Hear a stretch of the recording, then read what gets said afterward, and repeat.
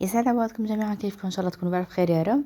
اليوم رح نعمل مع بعض وصفة البرازق. كتير كتير نكهتها لذيذة وشكلها حلو، مضمونة 100%. خلينا ننتقل للمقادير والمكونات. اول شي عندي طحين. الطحين هو كيلو، انا بنخله. لما بستعمل طحين لاي وصفة ضروري ننخله لحتى ما يكون فيه اي تكتلات وناخد عجينة ناعمة. الطحين كيلو. الطحين اللي مستعملته انا هو طحين متعدد الاستخدامات، وتاخدوا نتيجة عليه ولا اروع من هيك. اول شي بنخل الطحين، بعدين بنحط كمية السمنة. انا عندي مجموع كمية السمنة اللي رح اضيفها هي نص كيلو للكيلو طحين. بس انا بدي اخذ من مقدار السمنة احط 350 غرام من السمنة الحيوانية، واضيف عليها 150 غرام من السمن العربي، سمن الغنم. هذا الخليط من السمنة رح يعطيني نكهة ولا أروع من هيك. وفيكم تضيفوا انتو بس السمن الحيواني، وفيكم تضيفوا بس سمن نباتي ومعلقة من السمن العربي كمان بيمشي الحال. زبدة ما بيمشي حالها بهاي الوصفة، ضروري سمنة. بهاي الطريقة بنستعمل سمنة، تحبوا سمنة نباتية أو سمنة حيوانية أو تخلطوا بين أي نوع سمنة بدكم إياه. المهم بالأخير يكون مقدار السمنة هو نص كيلو للكيلو طحين. بالبرازق عادي إذا عجناه، يعني بيتحمل عجن مو مثل المعمول، ما بيأثر عليه. فأنا بعجن هون الطحين مع السمنة بشكل كتير منيح لحتى يتداخل الطحين بالسمنة. بالبرازق ما بناكل هم انه اذا عجنا شوي زيادة، لانه ما نو مثل عجينة المعمول، لحتى نخاف انه ما تروح الرسمة او شي. لحتى نحصل على هذا القوام، عجينة ناعمة مثل المرهم. ضروري كتير ندخل الطحين بالسمنة. هون للتشريبة عنا كوب من السكر العادي، نص كوب من القطر، وكوب من المي العادية، بس ما بصير تحطوا مي سخنة.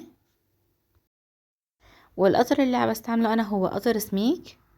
بنحرك شوي، مو ضروري يدوب السكر، لا نحن بدنا اياه انه يكون عادي لحتى ناخد القرشة تكون طيبة كمان بقلب قرص البرازق. رح نحركهم كتير منيح المي او التشريبة مع الطحين والسمنة. لا تخافوا، اول شي بيكون القوام شوي رخو، او بتكون العجينة بتلزق بالايد. بس نحطها بالثلاجة لمدة ساعة او بالفريزر لمدة ساعة. فرح تتماسك معنا وتصير عجينة كتير كتير سهل الشغل فيها. هلا بنجي على السمسم. انا هون عندي سمسم تقريبا 3/4 الكيلو، سمسم مقشور ني. انا حمصته شوي على الفرن، حطيته بصينية الفرن، فردته، حمصته شوي ما كتير. انا ما بحبه يكون غامق لون السمسم، بحبه يكون لونه فاتح. حطيت عليه معلقتين او 3 كبار من القطر، و3 معالق كمان من السكر، معالق وسط مو معالق كبيرة. السر بانه قرص البرازق بيعطيكم هيك لمعة على الوجه بعد ما يستوي ويكون جاهز، هو اضافة السكر لخليط السمسم. بعد ما نعجن كتير كتير منيح السمسم، لازم تفوح ريحة السمسم ونحن عم نعجن فيه. بنضل نعجن لحتى يصير عنا متماسك. انتو فيكم تضيفوا مثلا قطر اكتر من هيك، مثلا 3 معالق 4 معالق، لحتى المهم يشبك مع بعضه. وضروري بالاخير نحط عليه 3 معالق تقريبا من المي، او حسب الكمية اللي عندكم اياها. ما تكتروا مي، معلقتين او 3 بس. هون شوفوا شلون بعد ما بردت العجينة، ظلت تقريبا ساعة بالفريزر او بالثلاجة، ونزلت على البراد لتحت تقريبا كمان لمدة ساعة تانية. صارت عندي الشغل فيها كتير سهل ومريح، عجينة متماسكة. انتوا اذا كان شفتوا على حسب نوع الطحين اللي عم تستعملوه انه العجينة كانت كتير رخوة، فيكم تضيفوا معلقتين او 3 من الطحين، مع انه ما بظن انه تحتاجوا تضيفوا طحين نهائيا. رح اخد كرات صغيرة، رح اعمل كرات صغيرة من العجينة. ما تكبروا كمان الكرات. هو بيرجع الحجم على حسب الرغبة، بس بشكل عام قرص البرازق لازم يكون بهذا الحجم، ماله كتير كبير. الحجم واضح بالفيديو معكم. بعد ما جهزنا كمية من الكرات العجينة، بنحطها بالفستق المجروش، فستق الحلبي المجروش. هاي المرحلة فيكم تستغنوا عنها اذا ما كنتوا بتحبوا انه تضيفوا الفستق الحلبي او ما كان متوفر عندكم. بنحطها على اول طرف الفستق، بنقلبها على الطرف التاني، بنحطها فوق السمسم، بنضغطها وبنرجع بنفتلها وبنضغطها مرة تانية. وفيكن تضغطوها هيك على ايدكم كمان بيمشي الحال، لانه قرص البرازق لازم يكون كتير رقيق، وطبقة السمسم فيها تكون واضحة وظاهرة. رح اعملكم كذا قطعة قدامكم لحتى تشوفوا شلون الطريقة. كتير مهم يكون فيها سمسم من كل الاطراف، لانه البرازق معروف انه فيه سمسم كتير. شفتوا شلون نحن اختبرنا كمان السمسم اذا كان بلزق او لا على قرص البرازق. انا جربت لكم اياه على كف ايدي، انتوا هيك كمان بدكم تجربوه. اذا لزق السمسم بعد ما عجنتوه بالقطر على كف ايدكم، فمعناها رح يلزق على قرص البرازق او على العجينة. واذا ما لزق معناتها رح تحطوا كمان معلقة من القطر. بتضلوا بتضيفوا من القطر معلقة او نص معلقة لحتى تشوفوه صار يلزق على كف ايدكم بشكل كتير منيح.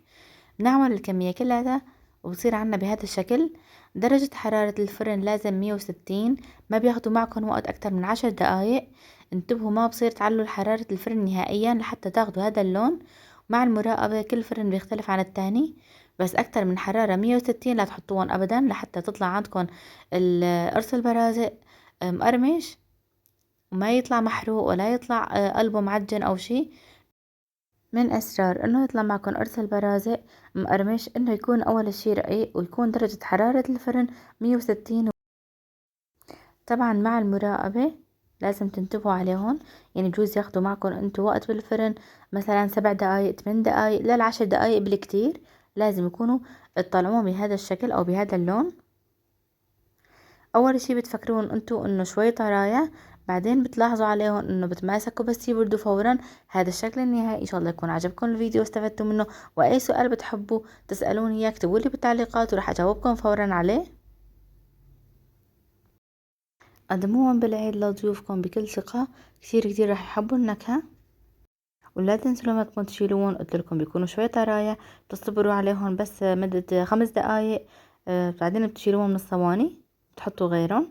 الكمية اللي انا عملتها تقريبا هي كيلو طحين، طالعت لي 3 كيلو من البرازق. الفيديو لهون بيكون خلص، ان شاء الله تكونوا استفدتوا منه.